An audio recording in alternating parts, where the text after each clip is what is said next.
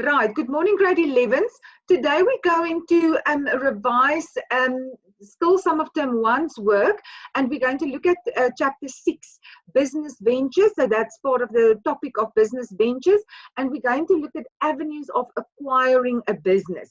Now, just before this in chapter 5, we looked at the different forms of ownership. Should you as a prospective business owner one day want to start your own business, which form of ownership to choose. Now we are venturing in a little bit more in depth into established businesses. So if you as a business owner decide, listen, I want to start a business, I want to be a business owner, but instead of reinventing the wheel, I'm going to look at concepts and businesses that have already been established for me, and through that I can do business or run a business. So you should have your notes here, chapter 6. Today we're only going to look at franchising as a way or an avenue of acquiring a business, and then next week we're going to revise outsourcing and leasing also as a way of acquiring business, or actually I would rather say assisting the business that you have. Okay, so let's have a look. So there you have your table of content. You can go through that.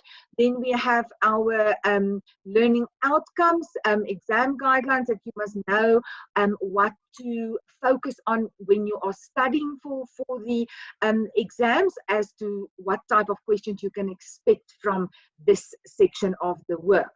Right, they will most probably also use questions with scenarios, maybe give you a franchise and then ask some questions on that. Right, so let's have a look on page, what's this page now? Page 3, you'll find some definitions that you must obviously know, and that will relate to franchising, outsourcing, and leasing. What we're going to look at today is obviously the franchisee and the franchisor. So the franchisor is the person who has originally established this business and then decided that they're going to turn it into a franchise so that other people can also buy a franchise and then operate it as an individual business. And a franchisee is the person who is buying this franchise concept from the franchisor. What we also need to maybe look at for franchising is royalties, and this is obviously the franchisor has to be rewarded for the fact that he's putting all the effort of establishing the original business. So the franchisee has to pay a certain amount of money. It's normally a percentage of the turnover or the sales of the business on a monthly basis to the franchisor. Vendor we'll look at when we look at the outsourcing a bit more. Okay, then another one that might be applicable also to franchising is goodwill. This is the amount of money the business owner wants for the good trade name he or she has built up, customer base, the branding of the business, and so on. This is especially important if you want to sell your business one day. Let's say you've bought a franchise and now after 10 years you want to retire or venture into something else. Many times business owners include goodwill into the price of the selling price of the business. They will say, I've got so many customers, they're so loyal, etc., and they build in an amount for goodwill when they want to sell their business. Right, so let's have a look at why entrepreneurs or business people may decide to purchase an existing business as opposed to starting something right from scratch. First of all, it's easier to raise finance if the business has a good history or an image. So this can now be if you buy a franchise concept, obviously in the finance world, they will know about this business and it should have a good history. Then it might be easier for you as a prospective business owner to obtain loans or financing to buy this business. Also, just with in general, if you buy an established business from somebody else, there is a history, there's records that the banks can look at, and that will give them a very good idea of whether this business is a good investment and whether the bank can borrow you or lend you that money. Then what is very nice, and especially in economies that are struggling, is the next one. There's immediate cash flow as the business already has customers. If you start a brand new business, you first need to win over people, and they must start to trust you with their business, and that might take couple of months, maybe even a few years for you to build up a reliable customer base of people who will come back every time to support you. If you buy an established business, now hopefully it's a good one, hey, that business already has customers. So the moment you walk into that store, let's say you took over on the 1st of May of this year. Well, that's not a good example. Let's take it a year back when there was no COVID and lockdowns. But let's say you took over a year ago. Then on that 1st of May, that very first day, you should be able to make sales, whether it's product or services that you rendered, because there is an established customer base. Right. Market research has already been done, and there is an established customer base. So because it's an established business, they've done research, they know hopefully what the customers want, what they don't want, and according to that, they've built a business model. This applies to franchising as well as to just normal non-franchise businesses as well. Then distribution, supply links, staff, networks should just, I think, or network is or are already established. If you walk into or you take over or buy a business that's already in operation, and that owner has done the footwork with regards to who's my wholesaler, who's my supplier, and what procedures do we have in this business, how do we do this, how do we do that, that's already been sorted. In most cases, you will probably take over the staff as well, and can be a disadvantage, but an advantage is that those people working in the business or who have been working in the business, they know how this business is run, and that just gives you a little bit of security, and it also gives security to your customers. If they know, look, there's a new owner, but the staff stayed the same, it gives them a little bit of a sense of security with your business. Then a market for business products or services has already been established. Goes with what we've already said. If this is a successful business, and remember, when you buy an existing business, please do your research thoroughly. Don't just believe it when the owner who wants to sell says, okay, but we've made R1 million profit and this is this. You need to ask for the real things, that they must show it to you. You must have insight into their bank accounts, etc., etc. Because people lie, they do lie. So please don't be a trusting person when you want to buy a business one day, an established business. So hopefully, if it's a successful business, those market for products or services has already been established, so you can trade easily. Then existing employees and managers may have experience that they can share. That's what I've said already. To you, it gives some security as a new business owner, but also to the customers who will be coming back to that business. And then, yes, many business problems have already been solved. You've probably heard somebody saying that I've paid a lot of school fees with my first business, or in the first few years of having my business, and that's exactly that. If it's an established business, lots of the things that didn't work have been moved out, focusing on the things that are working, the products that are working, and so on. So you buy all of that when you buy a successful established business. I actually want to put this in an existing business, a successful one. All right. If it's not successful, then they probably haven't solved all the things that they should have. All right, so now we're going to look at types of avenues of acquiring businesses. So the first one we're looking at is franchising. And what does franchising mean? It's basically you as the prospective business owner are going to buy a concept or an idea, an established one. That is what franchising is about. The entrepreneur will obtain premises and the right to offer the same product or services with specific rules and regulations as per the franchise agreement. I'm sure you've seen perhaps especially in your, I've seen it a couple of times, like in the Pretoria News, but your other newspapers as well. Then let's say a restaurant, a franchise restaurant would advertise, let's say John Dory's, and then they would say premises or locations in the following areas have been identified. Then they will say Centurion, Silverton, Mamelodi, and so on. Then it means that the franchisor has already identified that this would be a good spot for a John Dory's, there would be a good spot for John Dory's, and then you as the business owner can take the step forward with that. Franchising is the practice of using another person's business model, and it can be seen as both a marketing and distribution, or a distribution channel. Now, we spoke about the two parties that are involved. The franchisor, this is the original, the person who had the original idea, started the first business and then turned it into a franchise. The franchisee is now you. You will buy that right or that business idea, and then you can reproduce it in having that same business.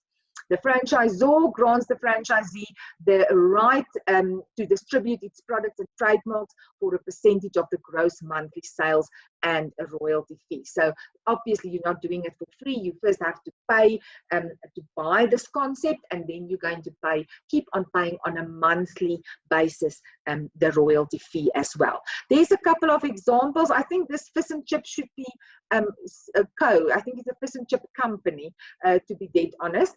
Can maybe put that in. Bokan, question there? Ma'am, I wanted to ask, like, is it the same as having your own business, but then in another particular area, which is managed by someone else? No, if you have, you're talking about branches, nee. So you have a business, but you have one in Silverton, and you open another one in Centurion, and then another one in Cape Town. If you haven't sold your idea to another person, then it basically means that you still the sole owner or the owner of your business. It can be a sole trader or company or whatever you establish, but that's not a franchise. Say now your friend says to you, listen, I can see your businesses are doing really, really well. I want to open one in Durban. And then you sell him the right to do that. Then you will be franchised. Does that make sense?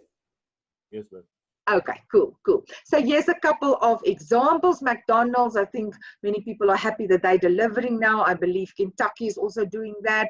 Filling stations and so on. There's lots of franchises, and even if you search on the internet, you can come across a lot of different franchise opportunities across different industries. There's lots in the beauty industry as well, a lot in the food industry, but even things like and I'm not very technical, but a place like Midas, for example, those type of businesses can also be franchised.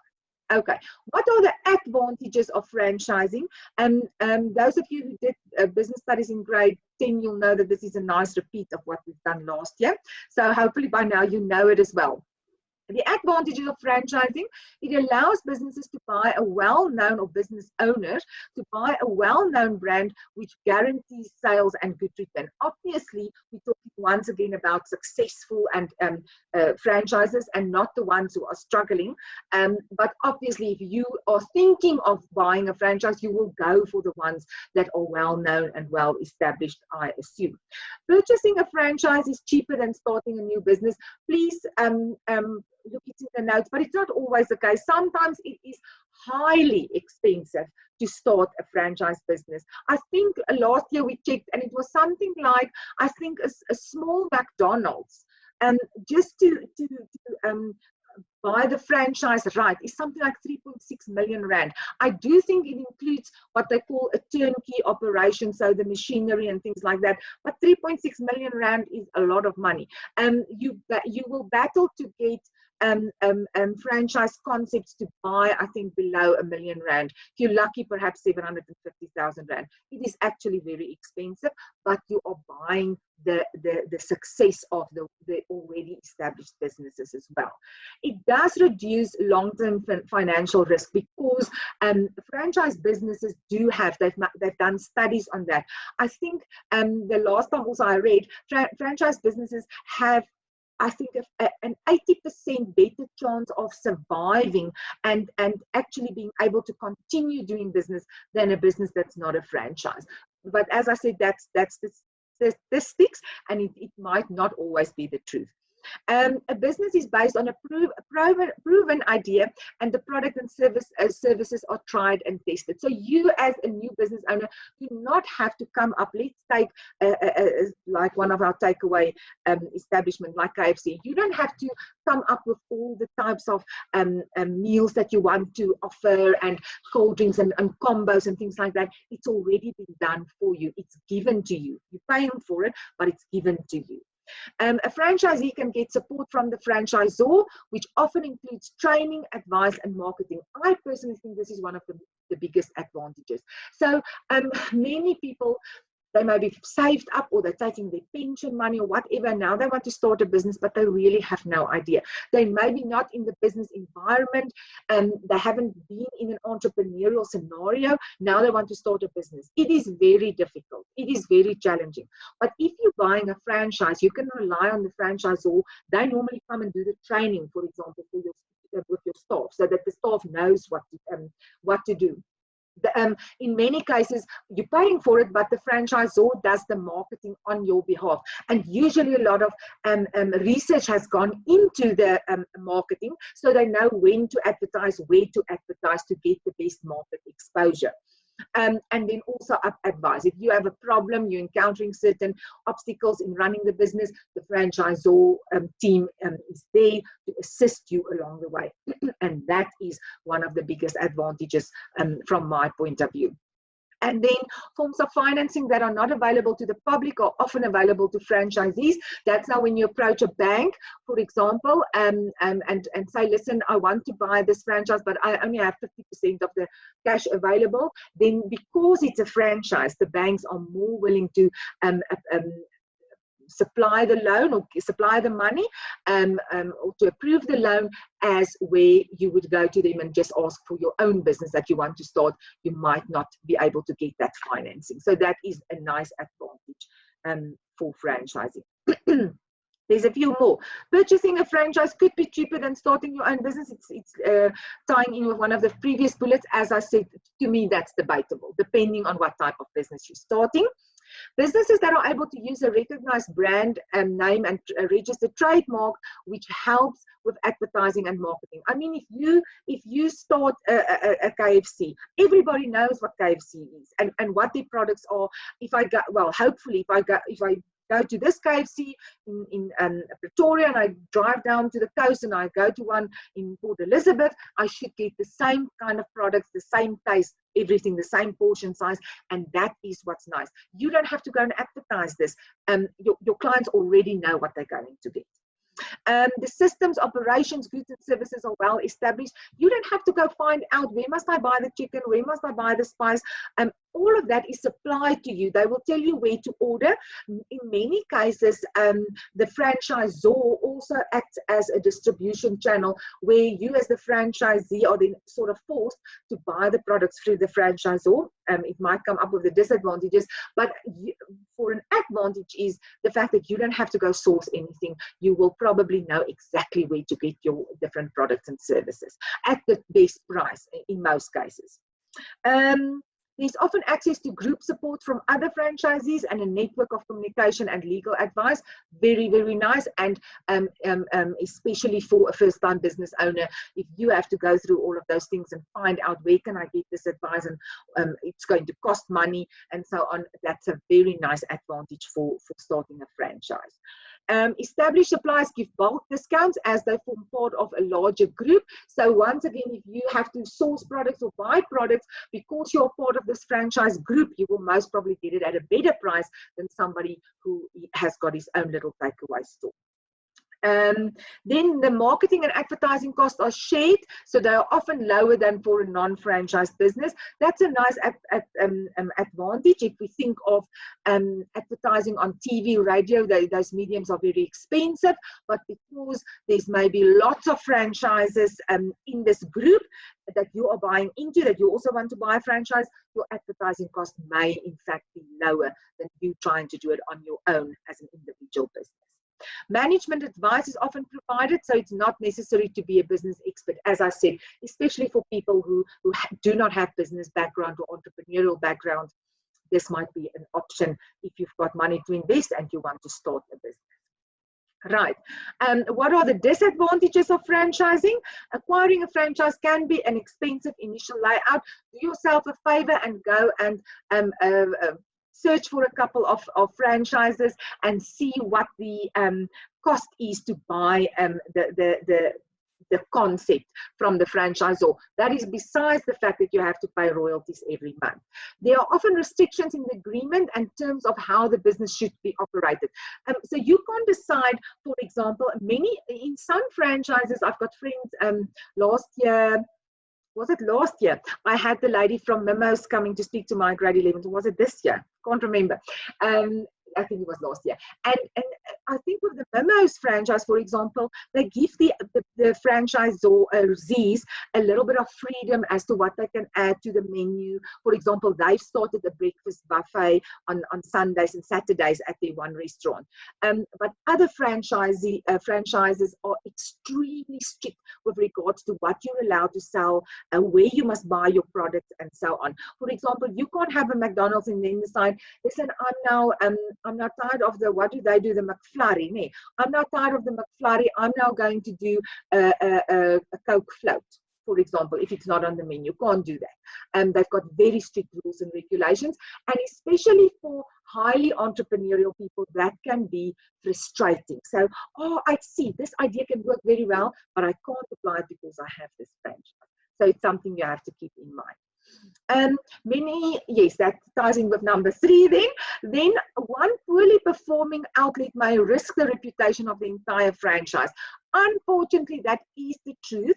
I think with franchises that do have many outlets, I think the impact is a little bit less. But if it's let's say a franchise that's maybe not that big yet, and then you have 1 or 2 stores or businesses that are not franchises that are not performing well, and the clients are complaining about them, it can have a negative effect on the other businesses as well. I must be honest, I've had that experience before, where you would order pizza from a specific franchise, and then you don't like it, and even if you go on holiday to another town, you're scared to order a pizza there from that franchise because you had a bad experience at a previous one. So that's something you need to keep in mind. A large portion of profits is paid in royalties, and often the franchisors do not deliver on their promises. So every month, it depends on what the franchise agreement says.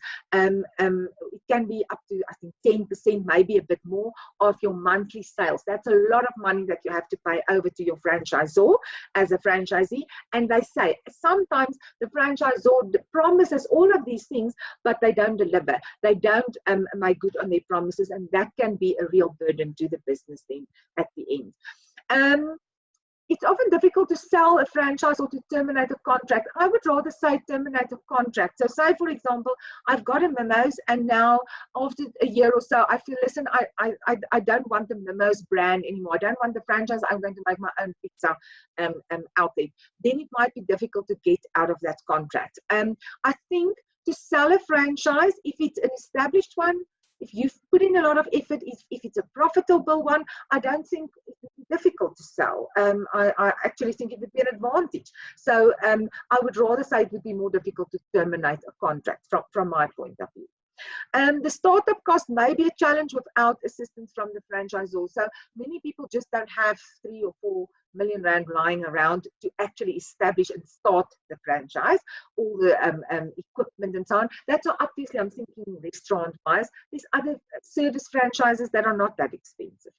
But in order to get that together might be a problem, that amount of money, if you do not get assistance from the franchisor. Good. I think that's the last one. Yes. Let's lastly look at the contractual implication of franchising. The franchisor and the franchisee must sign a franchise agreement, which is legally binding on both parties. And I would say, usually with your well-established franchises, I think this is fairly standard. But as a prospective franchisee, I would advise anybody to take it to a legal person to go through the contract, because this is serious stuff and it's a lot of money that you'll be parting with. So get somebody to go through the contract with you as well, separate from the franchisor. There will be obviously a confidentiality clause. So that means if you are inquiring about buying a franchise, and becoming a franchisee, you'd need some information from the franchisor, like financials, history on different stores and so on. And you have to sign a confidentiality clause to say that you will not disclose it to other parties as well, because it's sensitive and privileged information. Then tax requirements, obviously you will have to register for tax depending on what type of business form or form of ownership you choose. Disclosure documents, that goes with the confidentiality clause, where any things that are disclosed in the documents are for your eyes only, and you can't distribute that information. They will probably have a section on if you as the franchisee have a problem with the franchisor, and vice versa, how will disputes be settled. How to sell or transfer the franchise, it should actually be included in the agreement, so that if that comes up, it's not something new that you now have to think about. You will know beforehand what to do if I want to sell the franchise or transfer it to somebody else. What will the total investment be? So what is the amount of money that I have to take out in order to start this franchise? Trademarks, patents, logos, those things that go up in store, do you have to print it with specific people?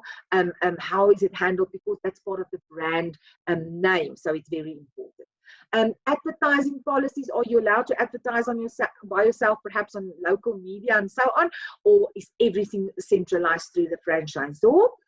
The initial duration of the franchise and any renewal rights. So if you buy this concept, for how many years do you have the right to this franchise, and is there some kind of renewal clause included in that?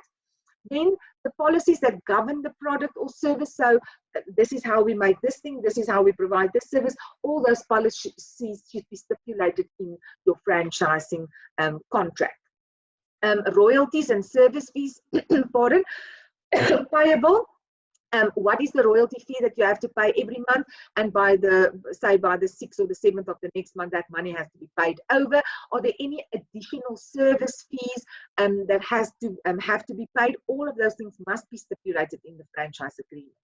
Termination clause and its consequences. So if you don't want to have this franchise anymore, or you want to terminate the contract, how is it going to happen, and what will the cost be of that? Sometimes you have to pay penalties.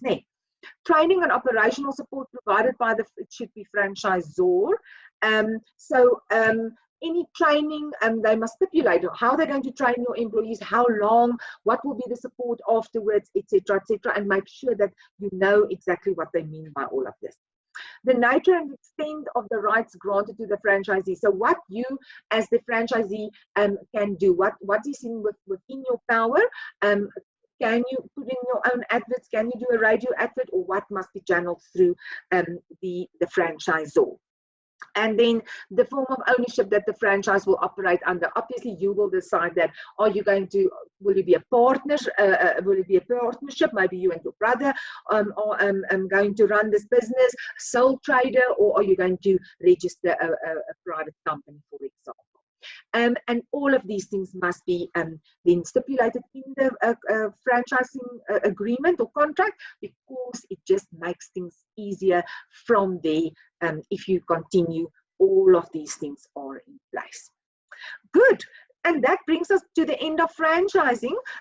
On Monday, we will look at outsourcing and leasing. Bakang, what have you got to ask there for us? If you got a question. No question. All fine. Okay. I do have a question. Oh, there you are. Yes, Bakang. So would you advise to buy a franchise, like if you have a lot of money, on you and you wish to not spend it on yourself? And I honestly think that especially in our economic situation that we are currently in, I think franchising is a safer option to go. And if you are prepared to sort of stay within the box, then I think it is. And if you've got that money available, I think it's a safer investment than trying to start your own business. I don't know if you remember, I think I said it earlier this year. Perhaps it was again with last year's class. Can't remember. In the neighborhood where I live, there was a lady. She had her own little coffee shop, and then the one day I overheard her trying to sell it to somebody else, and I was just sitting there, and I just realized that this lady is not making any money, and it wasn't even a big coffee shop, but I could just imagine that her rent for that month, for example, for the rent should probably be between 10 and 15,000 rand, if I guessed. And then she closed and she moved to another center, and a new coffee shop opened. They even made it bigger. And I cannot tell you, I think the coffee shop was open for a month, the new one, and it closed down. If they brought in, for example, a small mug and bean, those, you get those on the goes, the more smaller type of coffee shops, I'm fairly sure that coffee shop would still be open. So, but it is a very personal thing. For some people it would work, for others it would not. If it's an established franchise, a successful one over the last number of years, I would feel more safe with starting a franchise if you've got the funds available. Yes, ma'am. Okay, will you invite me when you open your first one? Yes, ma'am, I shall. Good. Any other questions, Bukang? No, ma'am, I'm fine. Thank you, ma'am. Okay, you must have a lovely weekend, and then we'll have another session on Monday. You too, ma'am. Thank you. Take care. Bye-bye. Bye-bye.